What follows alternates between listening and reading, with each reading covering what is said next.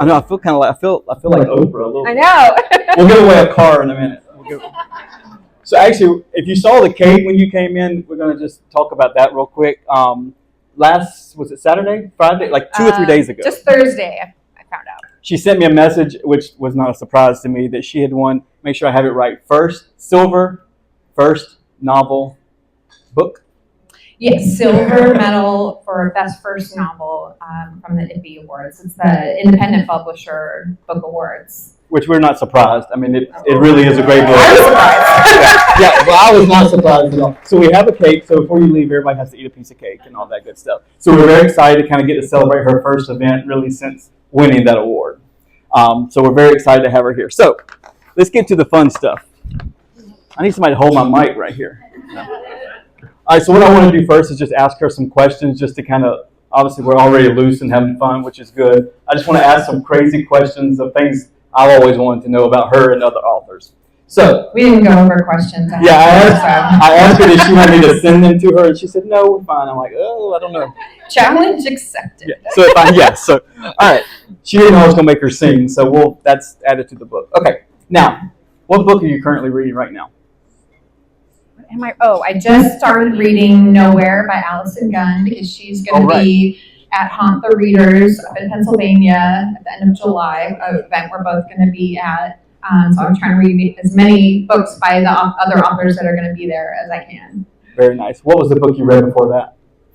I was reading an advanced copy of The House Guest by Jennifer Parrish, which was very juicy. I really loved it. Takes place on the Cape, kind of a domestic suspense, murder mystery. Another one of those rich people behaving badly, which is one of my favorite themes for thriller books. They made the perfect thriller book. Okay, now, so I know everybody in here, a lot of our friends walk and listen and read and all that. Do you prefer audio, Kindle, or a physical book? Physical is my number one. Paperbacks are my number one. I know it sounds crazy, but for bookish people, you'll get it. They smell the best. They do have a smell. You open a new paperback, it's like, But I never want to break the air. My husband always looks at me, he's like, are you smelling your book right now? So like, everybody in a minute, we'll take a minute and everybody close your eyes and we'll smell our book. That works? Okay. All right, good. But I do all of the above. I love audiobooks. I'm listening to Yesteryear right now on audio because the long drive from Virginia here, I was like, it's exactly the length of an audiobook. So perfect. That's actually one of the book club's book for next month, so they're all getting ready to start reading that. So I'm about 30% in, and it's very good. Okay, good. See? All right. Do you think audiobooks are considered reading? Absolutely. I think so too. Yeah. That's a big debate, right? It's so crazy to me. I'm like, you're absorbing each and every word just like you would if you're seeing them with your eyeballs. So. Absolutely. I agree. Absolutely. Now, do you prefer a standalone or a series of books? I mean, I love either. Thrillers, most often, they're standalones. But there are some great mystery series out there. I mean, when I was growing up, Agatha Christie, well, those aren't really series, but, you know, they have the same character. Nancy Drew, that was a series. Thrillers are more often standalones, but I love all of the above. I also love romance. I love historical fiction. I've been very into witchy books lately about witches and magic, and so I love everything. Well, good. So when you're writing The Better Mother, do you write like in silence? Do you go out on the porch? Do you go on the beach? Like what is your environment when you're writing? I keep telling myself I really should set up a home office, but as of right now, it's just on my couch in my pajamas with my laptop. So I can't have TV on in the background. That's too distracting, but I have to have some kind of sound. Music is also too distracting, though, because I love music. I'll just start like listening to it and start dancing, and I won't get any writing done. So I love nature sounds. So I'll put on like the Calm app, the Better Sleep app. They have like the birds chirping or ocean waves or something, and that's perfect for me. It's like some noise, but not silence. But and nothing I need to pay attention to. So now, what thriller authors do you love? Oh gosh. Like you, one of my big favorites is Robin Harding. So I'm really excited we get to meet her next month for the first time. Carol Goodman is a big one. She's been writing for decades. She probably has about 20 or 30 books out now, and she's phenomenal. She lives in the Hudson Valley, so almost all her books take place there. And she's a teacher at a college up there. I want to say she teaches like folklore or mythology or something. So she weaves a lot of that into her thrillers, and it's just perfect. So I highly recommend Carol Goodman. Who else do I love? I'm getting acquainted with lots of new authors these days because it's so cool as an author when other authors ask you to read their books, to write a blurb, or to, leave a review or anything like that. I'm very big about supporting other authors.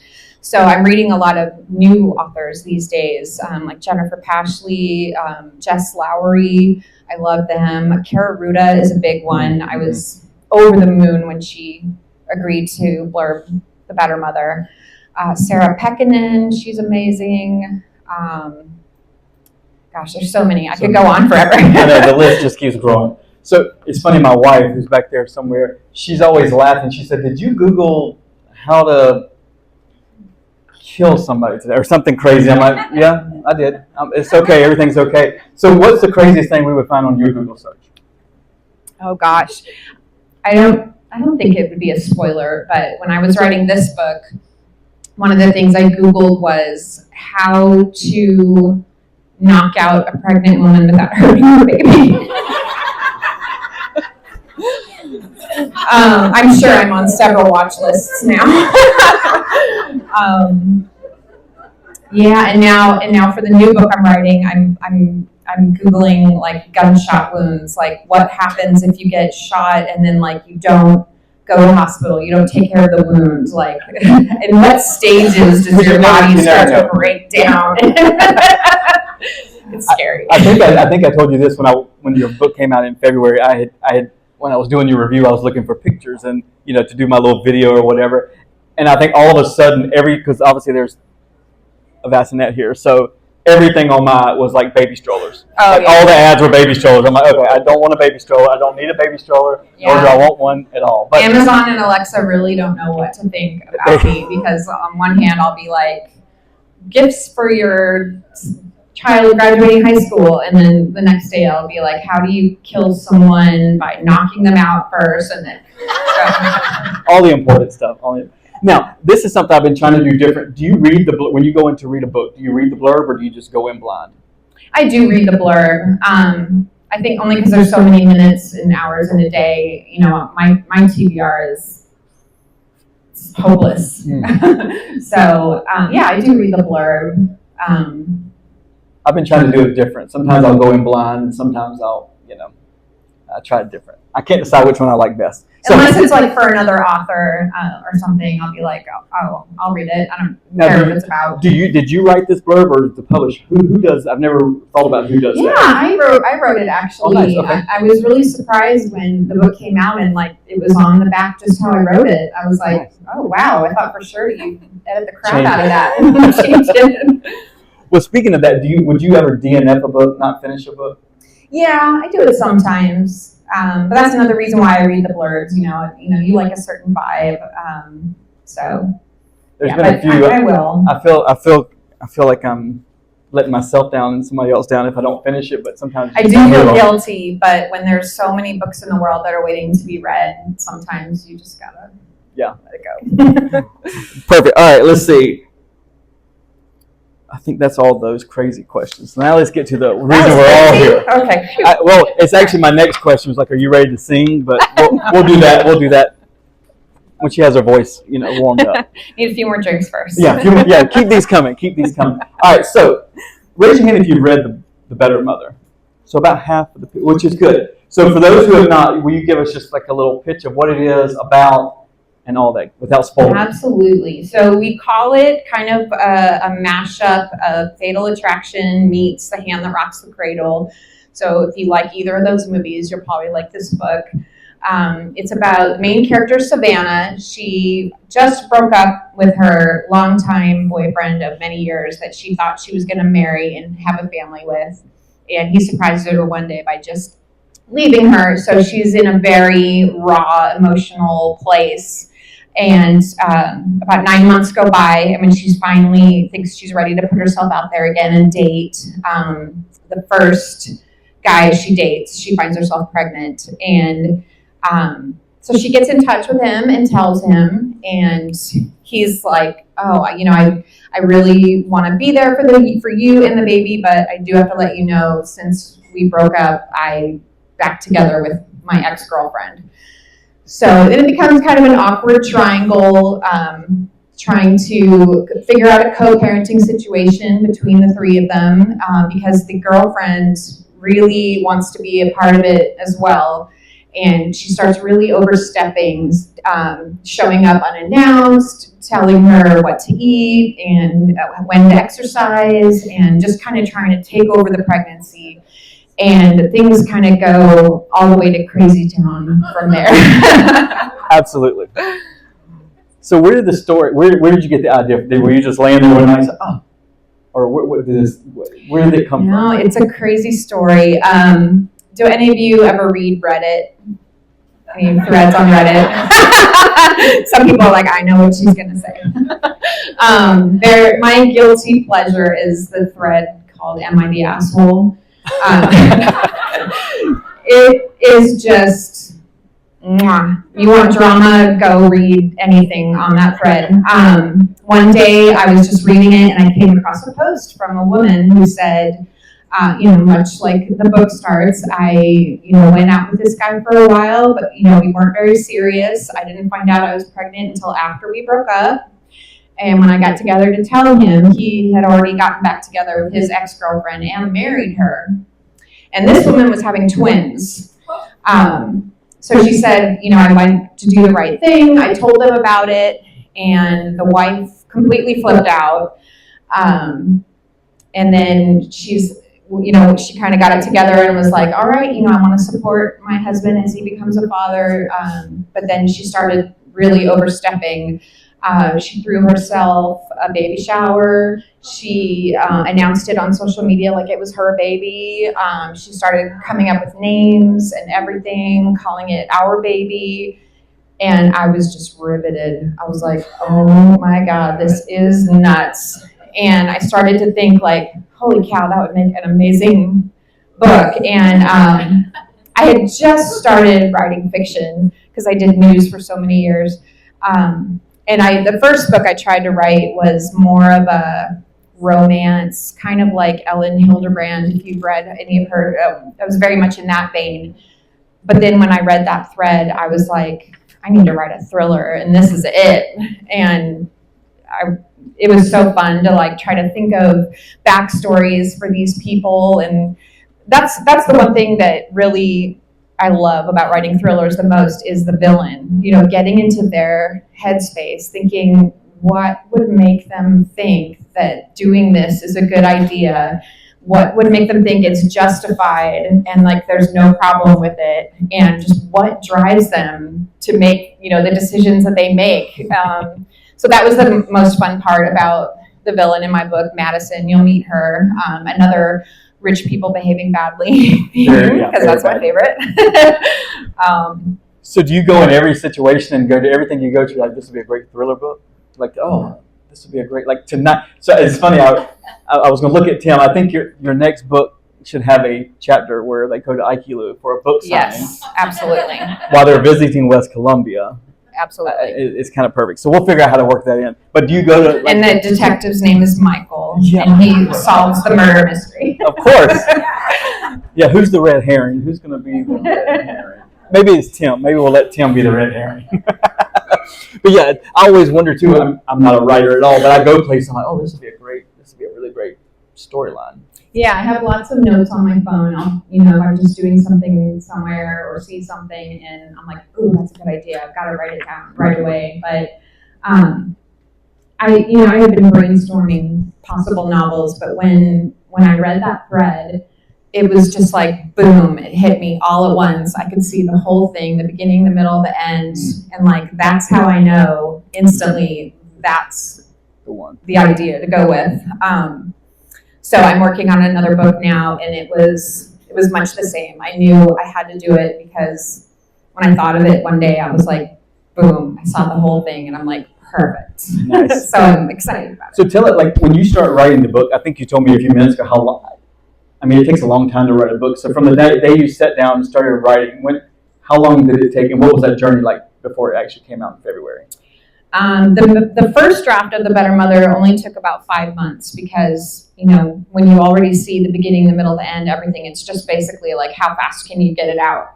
But the editing process is much longer. It took me about a year to really go back, polish it, tighten it up, change the ending, had to make it shorter because I'm a very long-winded person. I think just to give you an idea, the average commercial novel is maybe 80 to 90,000 words. It's like, it's not a number of pages because, fonts are all different, but it's by the number of words. And the first version of Better Mother was probably like 125,000. Wow. So it's like a book and a half. So but it's good. I learned to just embrace it because you just have to, any and all ideas that come to you, just put them in there, write it.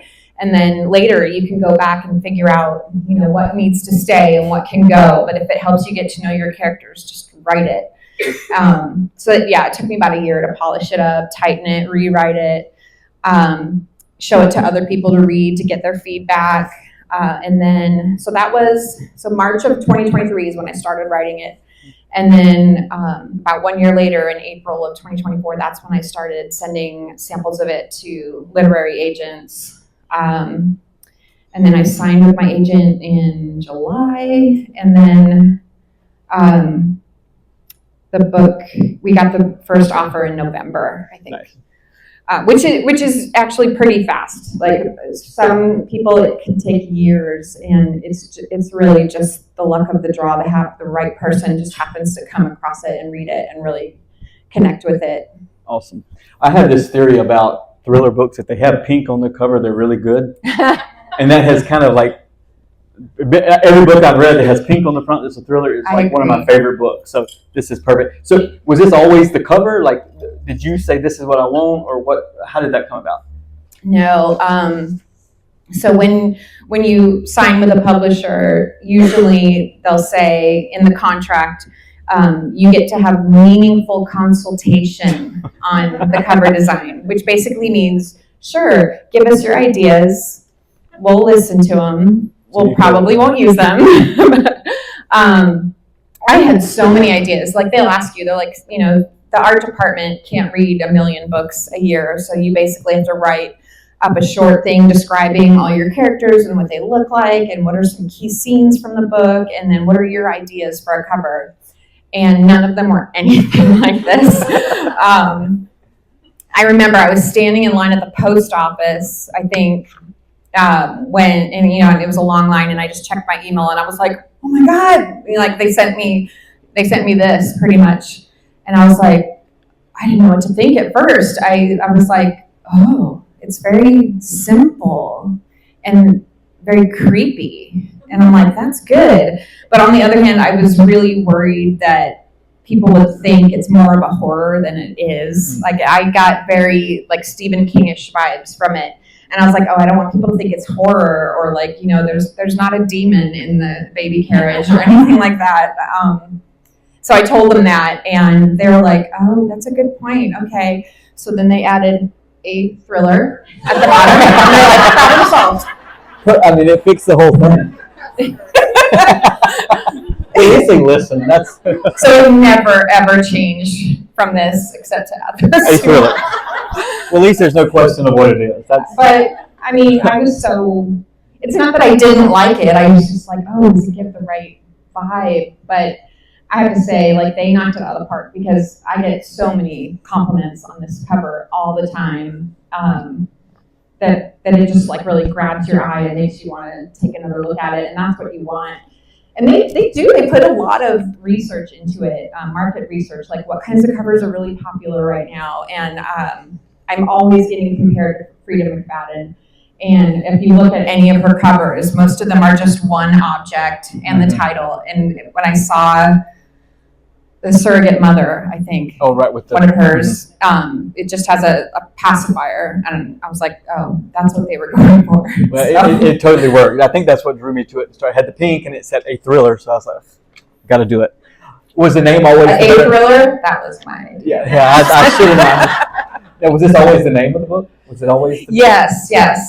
They really scared me when they sent me an email and said, please give us 10 to 15 alternate titles for the book. I was like, what? Because I mean, once I found out that the book was going to be published, of course I told like anyone and everyone in the entire world that I had stopped people on the street. Guess what? I have a book that's coming out. And I told everyone what the title was, and I was like, "Oh my God, now they're gonna make me change it." Do you remember what any of them were? Crazy rich person? Like what? Well, here's a tip: if you really want to keep the title of your book, send them nothing but horrible ideas for alternates. Perfect. They were so cheesy. What was it? From Birth to Betrayal. A thriller. I think the only good one I sent was Her Empty Arms. I was like, oh. I kind of like that one. I'm like, but all the other ones have to be really bad because I think they. I just want as cheesy as possible. Yeah. Well, it's perfect. It's perfect. So if you have read it, if you haven't read it, I cheat. I look at the book, I judge it by its cover, and then I go to the first line. If the line catches me, I usually kind of move it up on my list of what to read. So I'll read, and this is not giving anything away. It's 1, 2, 3. That's the first line. That's 1, the first 2, line. 3. So, oh. What could be more interesting than that? Exactly. Plus the one I had taken, then there in the dimly lit grocery store bathroom. That made 4. Was that always, obviously she was discussing a pregnancy test. 4. Was that always the line? Is that important to you or what? So, fun fact, that is the story of how I found out I was pregnant with my first child. I was in a grocery store, and hopefully this isn't too distasteful, but I was late, and I could think of nothing else. It was on my mind nonstop. Why am I late? And I was like, I can't possibly, but I'm like, you know what? I'm here. I'm in a grocery store. They sell pregnancy tests on that shelf right there. I'm like, the surest way to get it off my mind is to just take a test, and it's totally going to be negative, and then I can just forget about it. It was not negative. And he just graduated from high school. He did. He just graduated last week. But so the first draft of that first chapter was a little more tongue-in-cheek, kind of funny, because I was just a hot mess. I was in the middle of a grocery store, and I was like screaming and crying and be like, what the hell? This is impossible! And like all the people that worked in the grocery store were like, are you okay? I love it. So I had to kind of make it a little more somber. But yeah, it was great. I always was like, I gotta put that story in there somewhere. So as a journalist, you wrote nonfiction news. Mm-hmm. Mostly nonfiction news. I didn't make up the news. What's the biggest difference in writing crazy fiction and writing nonfiction news? I think just that with news, you have to take all emotion out of it. Mm. And for me, at least, fiction is the complete opposite. It's all about the characters and what they're feeling and what they're going through and how they see something which could be completely different from how anyone else would see the same situation. But the things that are the same, and it was good to learn that, is that especially today in digital news, when everybody has such small attention spans, you really have to catch them in the first couple of lines, or they're just going to scroll on to something else. The too long, don't read part at the top. So it taught me to really get to the point and get to what they think is going to be the most interesting thing about this subject and hook them. Right. So that helped. So, And to develop a thick skin, because there are people out there who are going to have horrible things to say about what you write. and it's actually, I was going to ask you about that. Do authors, I think they would, do you read the reviews, every one of them, even good and bad? And every author is different. We were actually just having a conversation about this the other day. This is Taylor. She's an author she'll as be well. our next guest. She'll be our next guest. And we have the same agent, and we were talking online the other day about whether or not you should read your reviews. And it's 100% up to you, like your decision. Everybody has to do what's best for their mental health. I'm a control freak, so I have to read each and every single one. But I've learned so much from my reviews, like what people liked about the book, what they didn't. And so it really kind of opened my eyes for like, okay, the next book that I write, I am going to take some of that feedback to heart.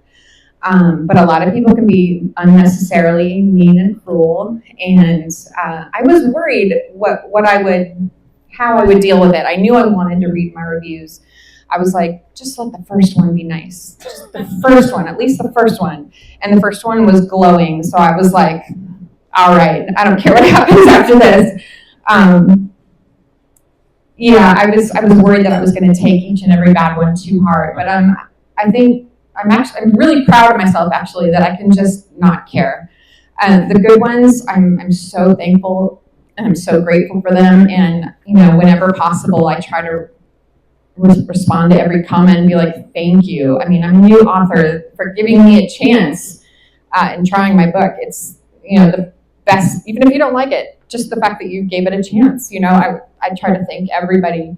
And the bad ones, I just scroll. They always say, just no matter what, never respond to the negative ones. So come on. So, what do you think made this book such a success? And did you know when you finished it, you turned it in like, this is going to be a good one, or did you think, this will just be my first one, and then I'll go to the next one? That changed about 100 times a day. I don't know what day it was. When I wake up in the morning and I've had my first cup of coffee, I am the best damn writer out there. By afternoon, when the caffeine wears off, like, oh my God, what am I doing? I'm stupid, I'm horrible, and I write garbage. But then by the end of the day, I'll pick it back up and be like, I'm okay. Very nice. But honestly, I have to say, people like you are what made this book a success. All the people on Bookstagram, I love books. I love talking about books. I love reading books. I love meeting authors. So I am just as much of a fangirl as anyone. So I already loved spending time on Bookstagram and just yapping and reviewing books and everything. And I've met so many amazing people through it, like you, and people that, when they love it and they reach out and they share that with you and then they recommend it to their friends, like that's the number one thing. Because, my publisher, they're not that big. They're an independent publisher. So we don't have like the $1 million marketing budgets like whoever published yesteryear. Right. Yeah. Right. So it's just people like you who have made it. So if you're not following her on Instagram, is that what's on your card, your book? Yeah, it's on there. Scan the QR code. Make sure you're following her on Instagram. People ask me all the time when I tell, I read thrillers. Why do you like them? Because I want something big to happen. I want to spend the whole book figuring it out. And they said, well, how do you sleep at night? So how do you write about hitting a pregnant woman without hurting the baby and then lay down at night and go to sleep? How does that work? That's a good question. And, my book's only been out for a few months now, but I've been doing so many events and I've met so many other thriller authors. And gosh darn it, if we aren't just the nicest people ever. We write about the most macabre, morbid things, but we're all super nice and friendly. And it's always hilarious to me. I think because I don't know. I think you have to be a nice, friendly person to write a thriller because otherwise it's just creepy, right? We write about the things that could never happen, that we could never do, and we get to be different people. Like an actor who steps into a role. We get to step into a character's head and be like, "Gosh, what would it be like if I was a person who did this or this?" And I don't know. We get it all out on the page, and then. then we're happy. I guess it's like acting. So that's what I was going to ask you too. Like Madison in the book is crazy. Right. So how did you get into her head? Like how did you become her when you were writing her parts? So my inspiration for Madison was Blair Waldorf from Gossip Girl, if anyone here likes Gossip Girl. But maybe 10 years later, like when she's 30. Yeah, she's rich, she's beautiful, she's got a major attitude problem. She thinks she's entitled to everything just because she's wealthy. You know, that's always one thing that fascinates me most about the rich people behaving badly trope is that they think, well, if I have enough money and I'm willing to pay for it, I should be able to have anything I want in the world. And the simplest thing, if someone can say no to them, it just drives them nuts. So that was kind of my inspiration. And you'll read all about Madison's family, the Clarks, and the way they brought her up. No one had ever told her no in her life. So she's like, that's not even an option. No is not an option. I will get what I want. I will pay for it, but I'll get what I want. Yeah. Awesome. So we'll ask like one or two more questions, then we'll open it up for questions, and then we'll take pictures and eat cake and celebrate. So when you're writing a thriller, how do you know that you're writing, like, how do you know you're making it like suspenseful and like building the tension? That's the hardest part, and that's what editing is for. I write anything and everything that can come to my mind about the characters in my story, and I might end up deleting half of it, but that's what you do. You go through and you take out the filler, the little scenes that don't matter, that don't really have any larger relevance, or any scene where something interesting isn't happening. I just kind of get rid of that and tighten it up, and it's really nice when people say like it's just very can't think of words right now. Propulsive. That's the word. That's the word. Propulsive. Like every scene, something new happens. So that's a huge compliment. I love it when people say that because I had to delete a lot of stuff to make it that way. Wait, and actually, the book I'm reading now, I won't say what it is. I'm liking it, but the chapters are like 50 pages. I have commitment issues. That's too long, like to sit around and read 50 pages. And the words, instead of saying the sky is blue, the sky is beautifully blue because of the blah, blah. And I'm like, just tell me the sky is blue and move on. Is that, I guess that's a writing style? Yeah, I was just talking with someone else about this the other day. Some people really love those details and that minutia. And some people are just really like, can we get to the point, please? I mean, when the crawdads sing, that one, I mean, the writing is beautiful, how she describes the swamps and the grass and everything. But I'm like, come on, we've all seen a swamp. Like, can we just get to the action, please? It's a choice. Gotcha. It's Because definitely I find myself not wanting to pick the book up because I know I'm going to have to sit there and really focus on every little description. It's too much. And that was a big lesson to learn as a writer is, like to me, like I said, getting into the characters' heads and their backstory and what they're thinking and everything that's happened to them in their life that's leading up to it. I find that juicy and interesting, and it really makes you, even if the character is a total crazy person, like you see where they're coming from. That's what I wanted to do with Madison, actually, with my villain. That's the part I love. Is like, yeah, she's crazy. She's crazy. Total psycho, but like what made her crazy and psycho, and how did she delude herself into thinking I have a right to this and I'm gonna go for it? And I really had to learn, like in the first couple of chapters, not to do what we call info dump, where it's just like pages and pages of character backstory and everything that's ever happened to her, and the girl that stole the crayon from her in preschool and all of that stuff. You have to really draw it out and sprinkle it throughout the entire book, like a little flashback here, a little flashback there. And then that's good. It keeps you wanting to read because I'm going to find out more about this character and where she's coming from and why she did this. And it allows the action to keep going. Nice. So last question. So when I finish a book, my wife, when I'm reading a book, and I put my bookmark in and I sit it down. She knows I'm not done because I sit it down and go on about my business. But when I shut the book a certain way and I sit it down, she says I like stare off or something into space because I'm like going through the whole book. What do you want people to, when they sit the book down and they close that last page, what do you want them to feel and think, and I guess mostly feel when they shut the book? I guess I mostly just want people to be like, wow, that was crazy. And it was. That was a roller coaster ride, because that's what I was really going for. Like, it starts small. I love stories that just start small. Like this villain does one little thing that's mean and maybe a red flag, and then they do something else that's a little bit more crazy and a bigger red flag, and then the flags just keep stacking up, and to the point where you're like, how in the world is this going to end? Like, where is this going? That's I guess that's what I hope, is that people feel like they've been on a crazy roller coaster ride, and oh my gosh, now it's done. Awesome. So we'll open it up to questions if anybody has any questions. Oh, sure. No, I didn't. You want the mic? No, it was good. I can ask it down here.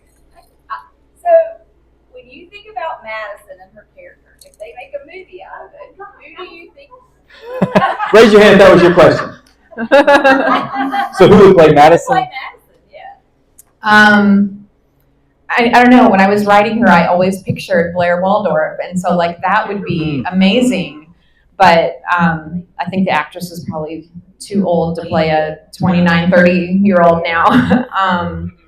But I love that on Instagram that people do fan castings. One of my favorite bookstagrammers is Gary and Dee Reads. Mm-hmm. And he makes a movie poster and a full cast for every book he reads, and he posts it. And when he did mine, I was like, oh my gosh, this is amazing. Gosh, I don't know her name. Have any of you ever seen the show Landman with Billy Bob Thornton? Yes. The daughter. Yes. Yes. She would be the perfect Madison, because she can go from nice and sweet and loving one minute to like totally crazy the next minute. And I'm like, that is Madison. So I think she would be amazing. I have the most trouble with Max. I can't decide who would play the best Max. Gary chose, I can't remember his name either, the guy who just played Superman in the most recent Superman movie. But I was like, oh, he's too sweet and nice looking. Like, he has to be at least a little brooding and like, you don't know, is he a good guy or is he a bad guy? But then I guess he was in something else where he played a bad guy, and Gary took a screenshot of him, and he has like this look on his face, and I was like, oh, I see it. Okay, yeah, I see it. Well, he has to be someone that can just like be sexy and handsome and charm you, but then you'll see him again the next day, and you'll be like, what's going on in his head? I don't know what to think about him. Well, hopefully it'll be on the big screen one day. Did you have a question? Okay. How did you come up with the scene that was the end of the book in Madison's mom's house where, how am I giving too much away? Where they're all tied up and all That was one of the first scenes that popped into my head, because I was immediately like, what is the craziest thing a pregnant woman could have to go through while she's in labor? And I'm not going to give it away. Google searches. Because I'm really proud of it. I think it's crazy. I mean, labor is already crazy, cuckoo, painful time.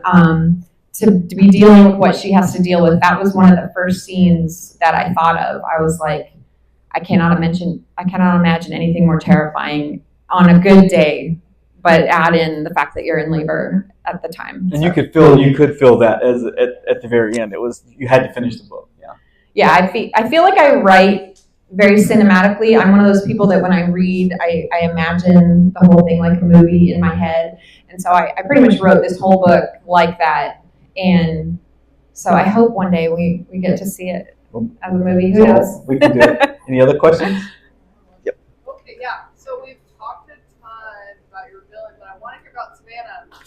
Yes, I want to hear. Savannah. She's Okay. making some decisions that I don't agree with. Yeah. So if you read any of the reviews of this book, I mean, most people either love it or hate it. And the ones that hate it because Savannah, our protagonist, is she's a hot mess.